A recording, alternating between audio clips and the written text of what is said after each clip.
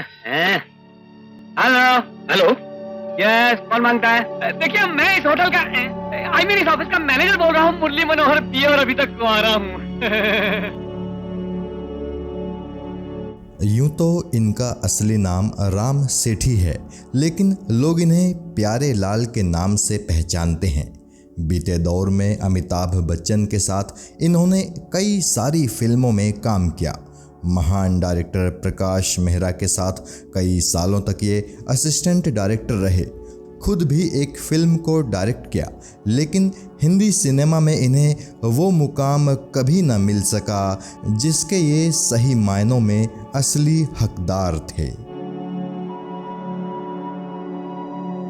किस्सा टीवी आज आपको बॉलीवुड के प्यारे लाल यानी राम सेठी की कहानी बताएगा। दिल्ली के रहने वाले राम सेठी मुंबई कैसे आए और फिल्म इंडस्ट्री में इनका सफ़र कैसा रहा, आज ये सारी कहानी हम और आप जानेंगे।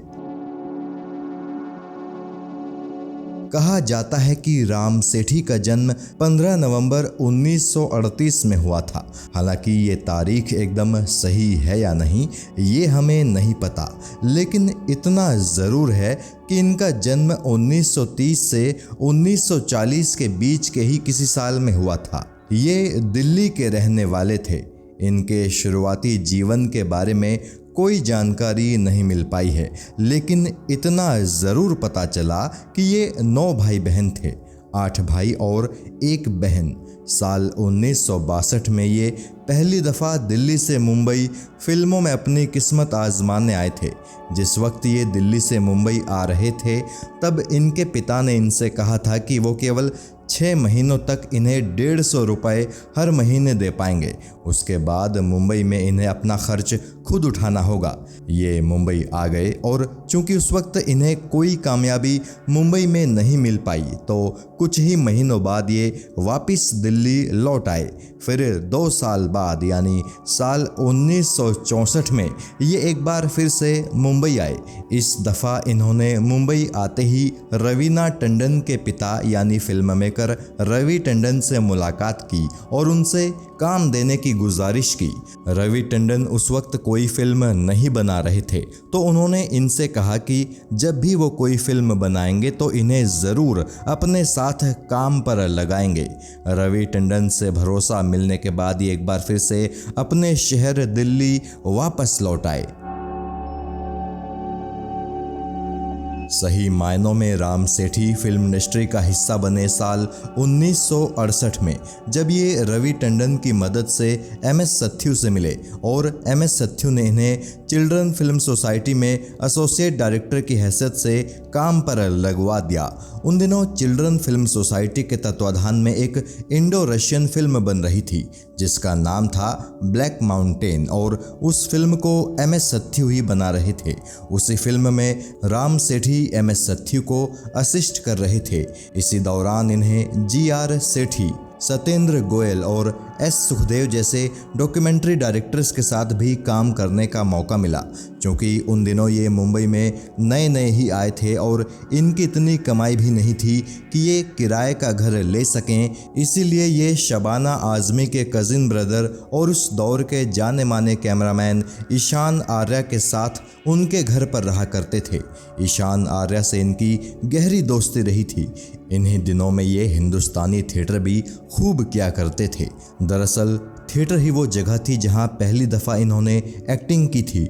एक दिन इनका एक दोस्त इन्हें उस वक्त के जाने माने डायरेक्टर प्रकाश मेहरा से मिलाने ले गया। प्रकाश मेहरा ने जैसे ही राम सेठी को देखा तो वो मुस्कुरा पड़े।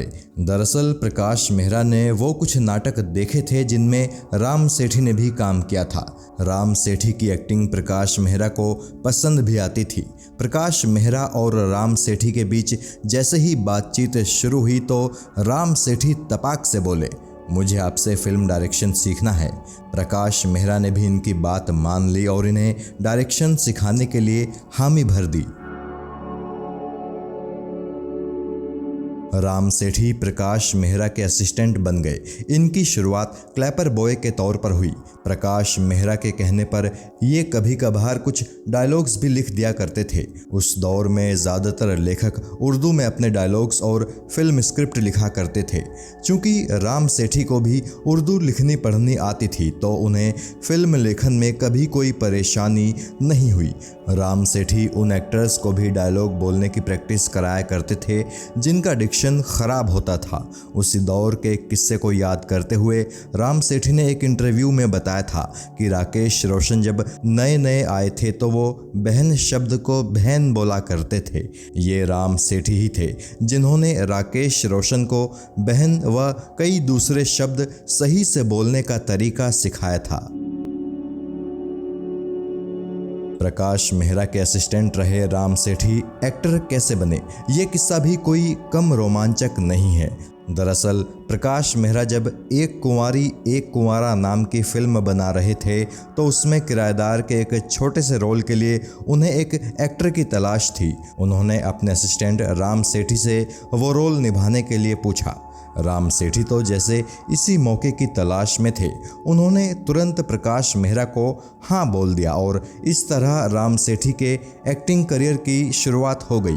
बेहद कम लोग ही इस बात से वाकिफ़ होंगे कि राम सेठी ने उस फिल्म में किराएदार का जो रोल निभाया था वो एक डबल रोल था और इस फिल्म के बाद से ही प्रकाश मेहरा की लगभग हर फिल्म में राम सेठी किसी न किसी रोल में नज़र आ ही जाते थे। राम सेठी का पहला नोटेबल रोल था फिल्म जंजीर वाला कांस्टेबल का रोल। जंजीर वो फिल्म थी जिसने फिल्म इंडस्ट्री को अमिताभ बच्चन जैसा सुपरस्टार दिया। इस फिल्म में राम सेठी ने जो रोल निभाया था उसे उस दौर में कोई भी कलाकार निभाने के लिए तैयार नहीं हो रहा था। ऐसे में प्रकाश मेहरा ने ये रोल राम सेठी को दिया और इस रोल की बदौलत राम सेठी की एक पहचान फिल्म इंडस्ट्री में बन गई। इसके बाद राम सेठी ने कुछ और फिल्मों में काम किया, लेकिन फिर साल 1978 में वो फिल्म आई जिसने राम सेठी को हिंदी सिनेमा का प्यारे लाल बना दिया। ये फिल्म थी मुकद्दर का सिकंदर, जो कि उस साल की बड़ी हिट फिल्मों में से एक थी। हालांकि शुरुआत में प्यारे लाल के रोल के लिए प्रकाश मेहरा ने असरानी को सिलेक्ट किया था। राम सेठी इस फिल्म से केवल प्रकाश मेहरा के असिस्टेंट के तौर पर ही जुड़े थे, मगर असरानी उन दिनों एक दूसरी फिल्म की शूटिंग मुंबई के बाहर कर रहे थे। इसी दौरान महाराष्ट्र में मूसलाधार बारिश शुरू हो गई और असरानी उस बारिश में फंस गए। प्रकाश मेहरा ने 2 दिनों तक असरानी का इंतज़ार किया, लेकिन असरानी फिल्म के सेट तक नहीं पहुंच पाए।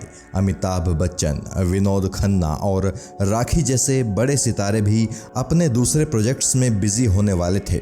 ऐसे में प्रकाश मेहरा काफ़ी मुश्किल में फंसने वाले थे।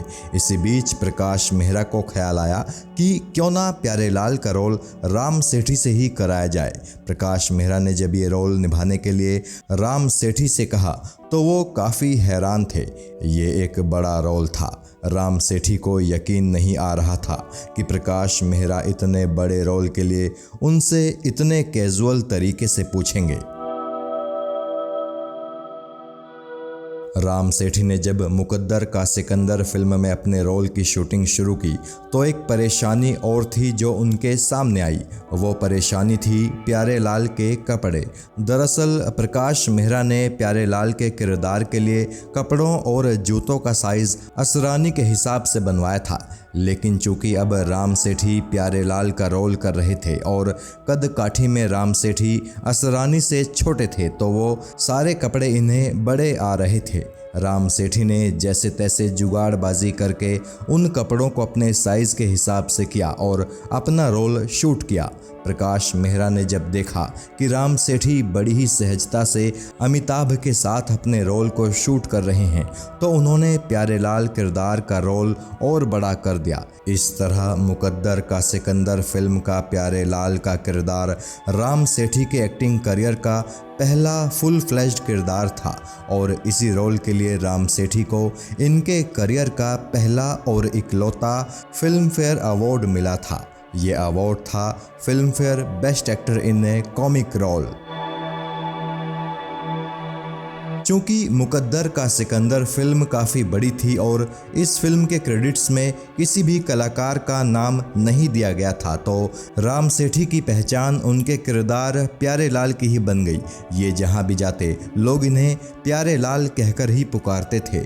इनकी पहचान प्यारे लाल के तौर पर कुछ इस कदर स्थापित हुई कि मुकद्दर का सिकंदर के बाद कई दूसरी फिल्मों में राम सेठी के किरदारों का नाम प्यारे लाल ही रखा गया। एक दफ़ा फिल्म याराना के एक गाने की शूटिंग के लिए राम सेठी कोलकाता गए। उस फिल्म के बेहद पॉपुलर सॉन्ग सारा ज़माना हसीनों का दीवाना की शूटिंग एक स्टेडियम में हो रही थी। स्टेडियम में हज़ारों की तादाद में लोग जमा थे।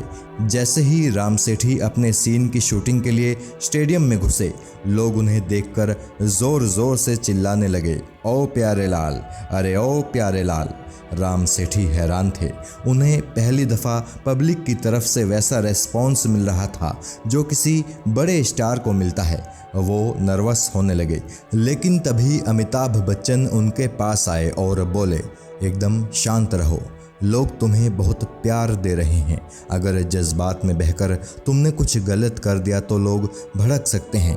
अमिताभ की वो सलाह मानकर किसी तरह राम सेठी ने अपने इमोशंस पर काबू किया और बस चुपचाप मुस्कुराते रहे।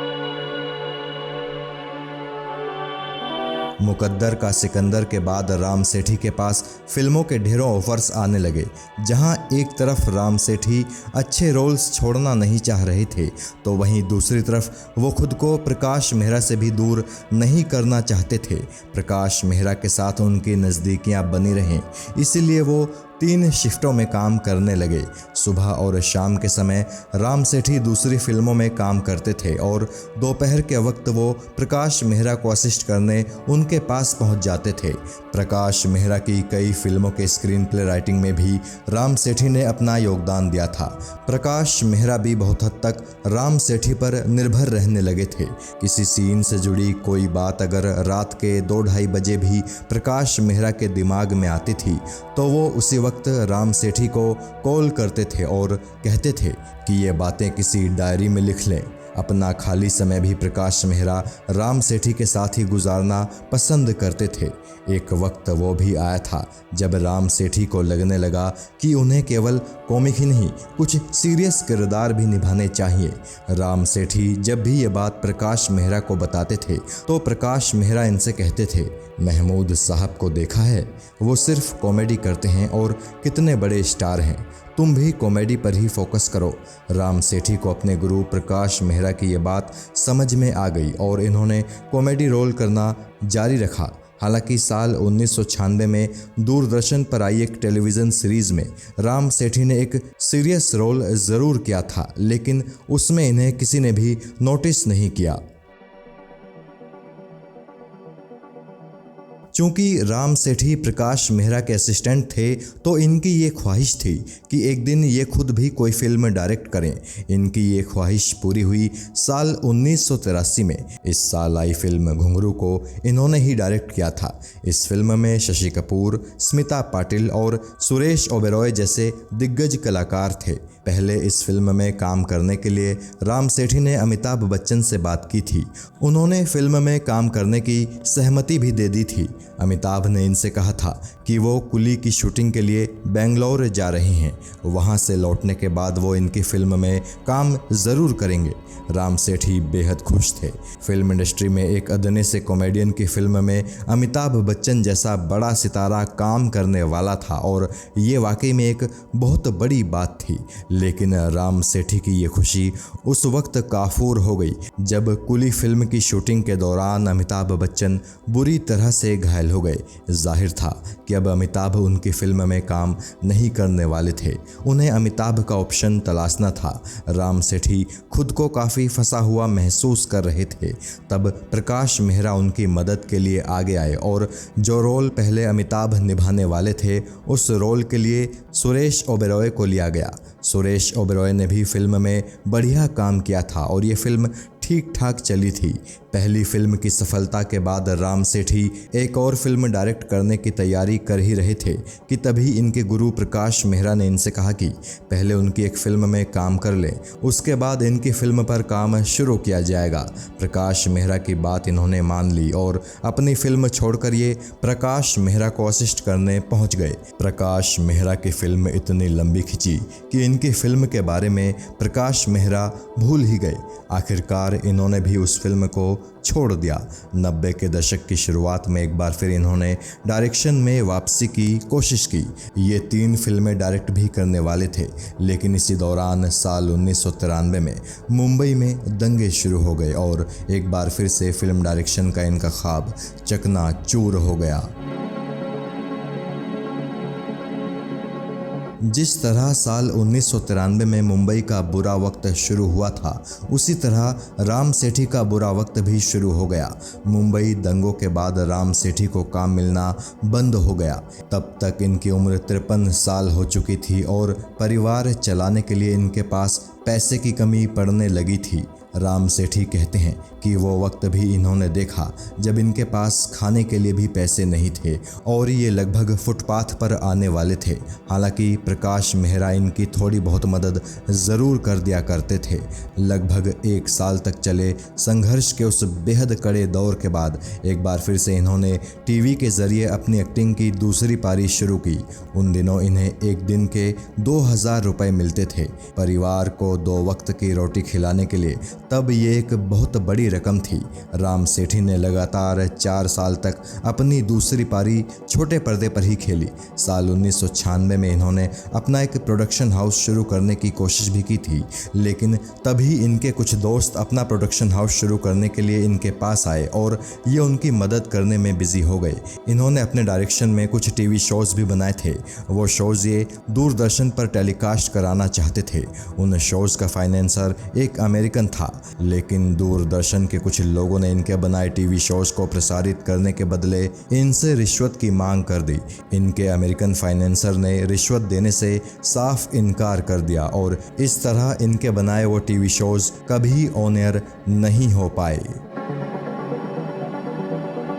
साल 2000 में दिल्ली स्थित इनके परिवार पर कुछ मुसीबत आई तो ये दिल्ली आ गए। लगभग 2 सालों बाद जब ये वापस मुंबई लौटे तो तब तक टीवी इंडस्ट्री पूरी तरह से बदल चुकी थी। ढेरों नए चैनल आ गए थे और उस नए दौर के मुताबिक ये खुद को नहीं ढाल पाए। नतीजा ये हुआ कि इन्हें एक बार फिर से काम मिलना बंद हो गया। ये डिप्रेशन में चले गए। इनके मानसिक स्वास्थ्य पर बेरोजगारी का बुरा असर पड़ने लगा।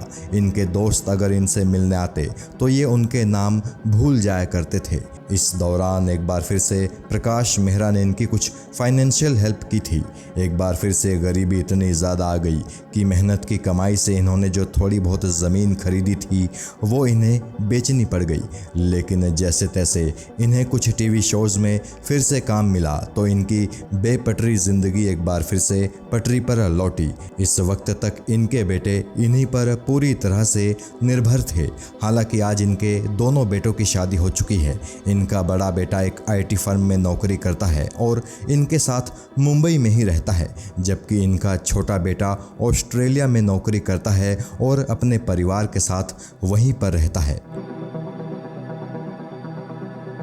टीवी पर काम कर रहे राम सेठी बीच बीच में कुछ फिल्मों में छोटे मोटे रोल में काम करते जा रहे थे। एक दिन इनके एक जानकार ने इन्हें बताया कि आशुतोष गोवारिकर एक फिल्म बना रहे हैं जिसका नाम है खेले हम जी जान से। उस फिल्म में आशुतोष को रहमान चाचा नाम के किरदार के लिए एक बुजुर्ग एक्टर की तलाश है, उनसे जाकर मिल लीजिए। राम सेठी आशुतोष गोवारिकर से जाकर मिले और इन्हें रहमान चाचा का वो छोटा लेकिन प्रभावशाली रोल मिल गया। इसके बाद ये नजर आए 2014 में आई आमिर खान की सुपरहिट फिल्म पीके में।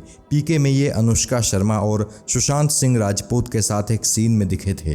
पीके के बाद एक बार फिर इन्होंने एक्टिंग से ब्रेक ले लिया, मगर जब साल 2017 में 2 व्हीलर कंपनी हीरो के स्कूटर माइस्ट्रो के एक विज्ञापन में ये नजर आए तो एक बार फिर से बॉलीवुड का ध्यान इन पर गया।